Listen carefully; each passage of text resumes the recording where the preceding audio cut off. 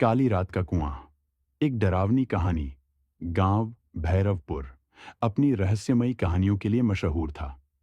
लेकिन वहां की सबसे खौफनाक कहानी थी काले कुएं की। कहते थे कि उस कुएं से रात में किसी लड़की के रोने की आवाज आती थी। जो भी उसकी आवाज सुनता या तो पागल हो जाता या फिर खुद उस कुएं में कूद कर मर जाता। संजय, पूजा और रोहित तीन गहरे दोस्त थे। उन्हें रोमांच और डरावनी कहानियां सुनना बहुत पसंद था। गांव वालों से काले कुएं की कहानी सुनकर उनका दिल और भी रोमांच से भर गया। पूजा ने कहा, अगर हम खुद उस कुएं के पास जाकर देखेंगे तो सच का पता चलेगा। संजय ने हंसते हुए कहा, यह सब सिर्फ अंधविश्वास है। रोहित थोड़ा डर रहा था, लेकिन दोस्तों के साथ उसने भी हां कह दी। अगली रात ठीक 12 बजे तीनों दोस्त उस काले कुएं के पास पहुंचे। चारों ओर घना अंधेरा और एक अजीब सन्नाटा था। पास के पेड़ों पर सिर्फ उल्लुओं की डरावनी आवाज गूंज रही थी। कुएं के पानी में हल्की हल्की हलचल थी, लेकिन कोई हवा नहीं चल रही थी। तभी अचानक कुएं से एक लड़की की दर्द भरी आवाज आई। बचाओ, मुझे बचाओ। पूजा ने डरते हुए कहा, यह आवाज सच में आ रही है। लेकिन संजय ने कहा, यह किसी जानवर की आवाज होगी। रोहित ने टॉर्च कुएं के अंदर मारी। कुएं के पानी में उसे एक चेहरा दिखा। एक लड़की, जिसके गीले बाल उसके चेहरे पर चिपके थे और आंखें सफेद थीं। अचानक वह चेहरा गायब हो गया। तभी पूजा की नजर कुएं के पास बने पत्थर पर पड़ी। वहां खून से लिखा था, जो मेरी पुकार सुनेगा वो मेरा शिकार बनेगा। अचानक रोहित का शरीर कांपने लगा।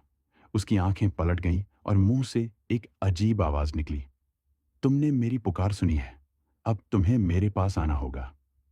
रोहित बिना कुछ बोले कुएं की ओर बढ़ने लगा।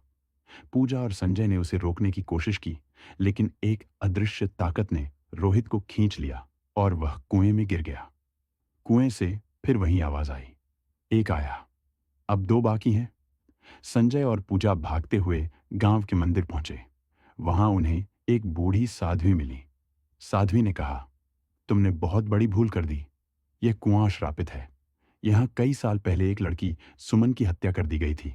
उसने न्याय की गुहार लगाई, लेकिन किसी ने नहीं सुनी। उसकी आत्मा आज भी अपने कातिलों को खोज रही है। पूजा ने कांपते हुए पूछा, तो रोहित को कैसे बचाया जा सकता है? साध्वी बोली, सुमन की आत्मा को न्याय चाहिए। यदि तुमने सच का पर्दाफाश किया और उसकी कहानी सबके सामने लाई, तो शायद वह तुम्हें छोड़ दे। लेकिन ध्यान रखना, अगर तुम झूठे साबित हुए तो तुम भी उसी कुएं में समा जाओगे। संजय और पूजा फिर से कुएं के पास पहुंचे। पूजा ने जोर से कहा, सुमन, हम तुम्हारी कहानी सबको बताएंगे, तुम्हें न्याय दिलाएंगे। कुएं से अचानक काला धुआं निकला और उसमें से वही लड़की प्रकट हुई। उसके चेहरे पर गहरा दर्द था। उसने कहा, अगर तुम सच कह रहे हो तो यह लो। उसने पूजा के हाथ में एक पुराना पेंडेंट दिया। उस पेंडेंट के पीछे लिखा था, सुमन और राहुल हमेशा साथ। अगली सुबह पूजा और संजय गांव के मुखिया के पास गए और सुमन की कहानी बताई। पेंडेंट दिखाते ही मुखिया का चेहरा सफेद पड़ गया। वह कांपते हुए बोला, यह पेंडेंट सुमन का था। वह मेरा गुनाह था। मैंने ही लालच में उसकी हत्या करवाई थी। गांव वालों के सामने सच आते ही मुखिया के पैरों तले जमीन खिसक गई। तभी अचानक उसकी चीख निकली और उसकी परछाई ने उसे जमीन के अंदर खींच लिया। कुएं के पास एक आखिरी बार सुमन की आत्मा प्रकट हुई। उसकी आंखों से आंसू बहे और उसने कहा, मुझे न्याय मिला। रोहित अब आजाद है, लेकिन यह कुआं हमेशा सत्य और असत्य की परीक्षा लेता रहेगा। अगली ही पल रोहित बेहोश अवस्था में कुएं के पास पड़ा मिला। लेकिन जैसे ही तीनों दोस्त वहां से जाने लगे, कुएं से फिर एक हल्की सी आवाज आई। ये कहानी खत्म नहीं हुई। क्या आप कभी उस काले कुएं के पास जाना चाहेंगे? शायद अगली पुकार आपके लिए हो।